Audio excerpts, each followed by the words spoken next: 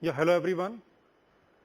My talk is going to be a bit different. Since the morning there have been very mesmerizing talks, kind of a melody, harmony, kind of a dreamlike state, and my talk is going to be more like a shrill alarm clock that wakes you up. Oh, what the shit world that I'm living in.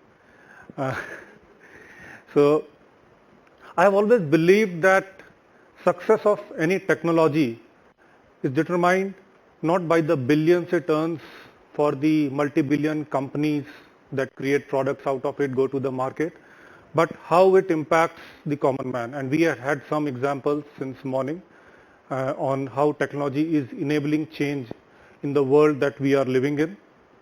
Data science also, which is the field that I represent, it is, I would say, yet to play that kind of a serious role in common man's life, beyond improving bottom lines of companies or just helping companies target customers better, or trying to classify your photographs into happy mood and sad mood and recognize your voice and do other cool kind of stuff. And until that happens, I would say the progression of data science would still be incomplete. I primarily work on applications of data science on issues that impact lives beyond the corporate houses of New York and Mumbai. Things like the society we live in, things like the security of our world, things like the governance that we give ourselves. Just 5 days ago, I think 5 or 6 days ago, there was a terror attack in UK. Earlier, it was a terror attack in Spain. Before that, it was a terror attack perhaps somewhere in US, before that somewhere in Sydney, somewhere else and else and else. Kind of, if you look into the pattern, and as a data scientist, when I look into the patterns, I see a very clear pattern in the way terror attacks are happening, lone wolf attacks are happening. Also, just I think couple of weeks ago, we had a new government in Uttar Pradesh. I'm not getting into the part of elections and party, but one of the things that always disturbs me whenever there is an election in this country is that the whole society is divided into castes and religions. All the analysis that you see for example, the UP, you see, okay, how many votes, how many Brahmins will vote for this party, Dalits will vote for whom, Yadav OBCs will vote for whom, non-Yadav OBCs will vote for whom, Muslims will vote for whom. Now, can our society actually survive like this for long? And so here I am trying to share with you how the expertise in analytics can help things change for good. I will be discussing 3 case studies on how analytics can be applied to domains which actually get really minimum attention of technologists, but I believe merit the maximum. Caste and terrorism being 2 major issues for India and the world respectively. They are going to be part of my talk. And I believe that in solving these kind of core issues lies the real success of data science or analytics. And to me, it seems these are the top problems that we are facing, which is kind of becoming our roadblocks, and hence these become my prime focus. Now, we have all heard of this garbage in, garbage out principle, which says that in any system, if you are inputting garbage, the output is going to be garbage. So how so much fancy step 1, step 2 processing you do, it doesn't matter. It's garbage in means there has to be garbage out. So when I applied data science to some of these challenges that I talked about, I could learn some new corollaries or learnings which extend this garbage in, garbage out principles. Very simple extensions, but very meaningful for us. So let me start with the issue of caste system.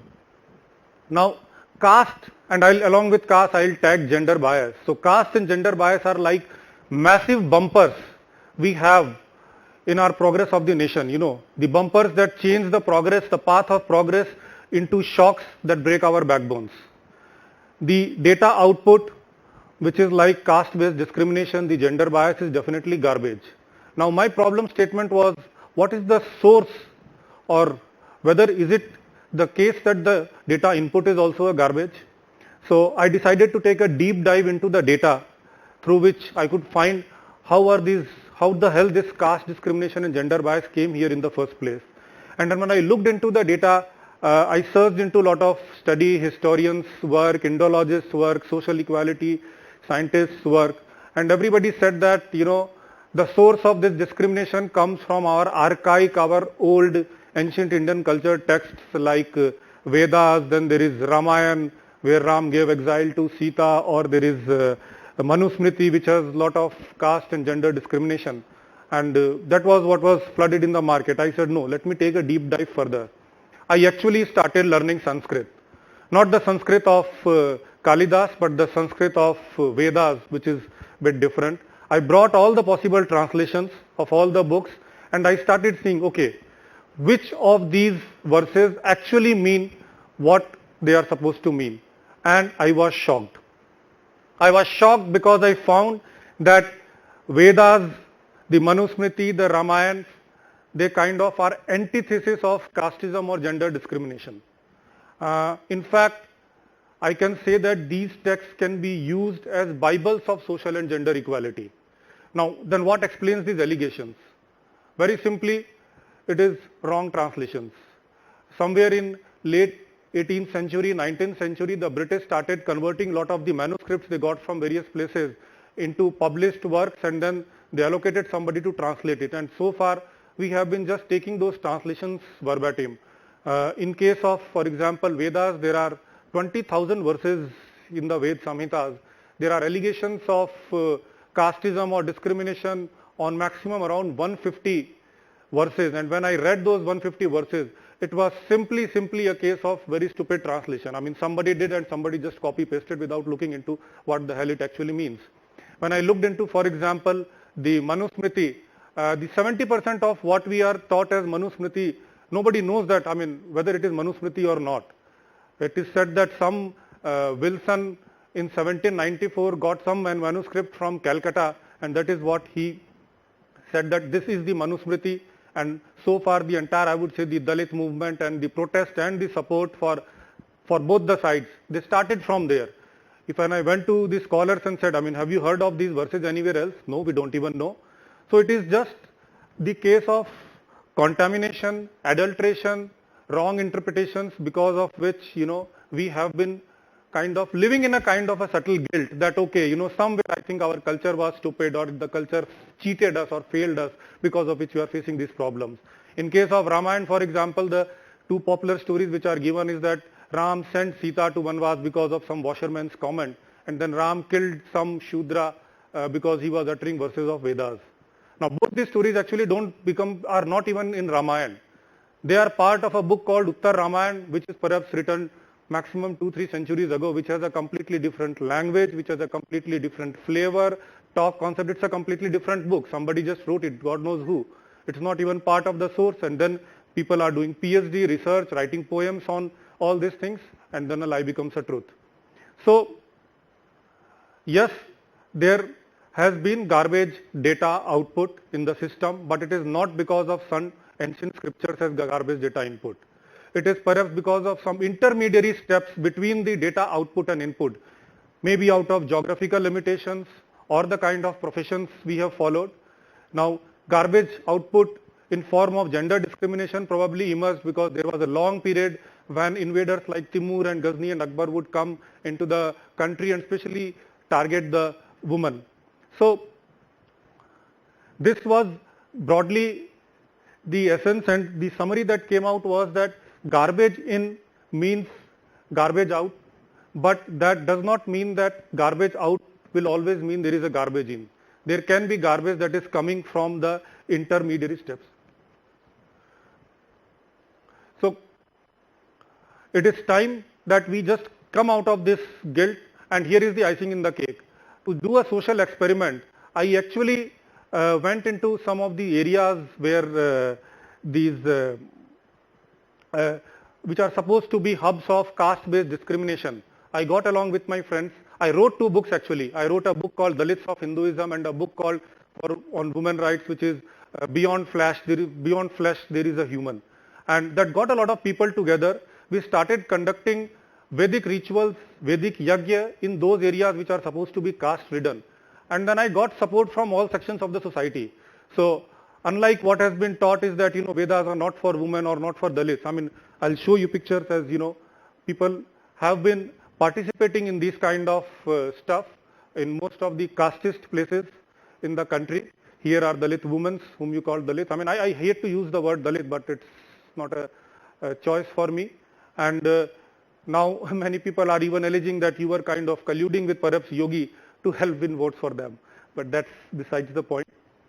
The point is, yes, there is garbage data out, but that doesn't mean our source is bad. The second point I would like to share is about the global terrorism. And we all know that, Islam is a religion where the word Islam itself means peace. The concept is to you, your religion, to me, my religion. If you kill one person, you kill the entire humanity. So if you have come across Muslims across, very polite, very helpful, very gentle. I mean, I have to give one word for them, I would say they are peacefuls. That is a synonym that you can use. And yet we see that from these peacefuls, from where people like APJ Abdul Kalam come, there is also an Islamic terrorism which is a reality. And we just witnessed in London, and we have been seeing of late that, some nuisance keeps happening. So this sharp dichotomy always perplexed me, that, on one case, the source is so awesome, and then the output, the data output is really garbage.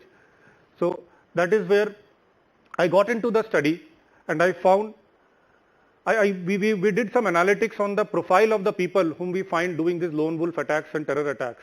And what we found was something interesting. Most of them had poor IQ, they had a disturbing past, emotional disorders, and none could understand the Arabic of Holy Quran at all. They don't know Arabic. So, for example, a jihadi John sitting in Europe, I mean, how does he understand Islam? He doesn't even know the text. So all he does is, all these people did was, they flooded the internet with spurious translations. So you have, for example, we found out some 8 translations, English translations of Quran available. There is one English translation of Sahih Hadith and Sahih Bukhari available, and where they have put all sorts of nonsense. So what happens is, this fellow just reads this, he has a weak mind, it incentivizes that if you do this thing and you do this kind of a hatred, you will get some, God knows what, heaven. If you don't do, you will get hell. And then this is how the terror is being breeding. Now, it sounds very stupid. How can somebody believe in this? But as I said, they are targeting the weak minds. They are not targeting the APJ Abdul Kalams. So it works perfect for them. The scholars of Islam that I met, they said that you cannot even understand Islam unless you are under an expert. So the essence is very simple. The garbage out means that the last step must be transferring garbage. So all we need to do is to control the last step. If we can control this last step, we can replace these obnoxious translations with better translations. For example, Penguin has a marvelous, but that is not in public domain, a translation of the study Quran. Something like that, that can change the whole picture. Very quickly, I will now come to the last lesson, which is where, we tried to predict the US elections, and we were successful. And to be honest, we used a lot of data stuff, we used a lot of models. The reason why we could do when everybody else was saying the opposite was that we did not allow our reality to be coated with belief. Whenever your reality is coated with belief, that can mean garbage data out, because belief can be garbage. What we did in analyzing, very briefly, we made a proprietary model now. What we did was, instead of looking at the post, we used a lot of social media data. But instead of looking at the post, we looked at the comments. We segregated the data sources into data from sources which are pro-Trump, anti-Trump, pro-Hillary, anti-Hillary, pro-Republican, anti-Republican. And we just looked at the reactions of people rather than the source. And when we did that, we let go of all the beliefs. We found that what Trump was doing was very smart. He was deliberately offending people who are mostly concentrated in, say, New York and California, but he was trying to work for that 1% swing in Florida. And so eventually what happened was, we did this experiment with IIT Kanpur, and 6 days before the elections, officially IIT Kanpur sent Donald Trump an invitation saying that based upon our model, you are predicted to be the next US president, and hence we invite you as the chief guest of their Tech Kriti event, which is happening right now. Unfortunately, Donald Trump cancelled his plan because I had to be here. Thank you very much.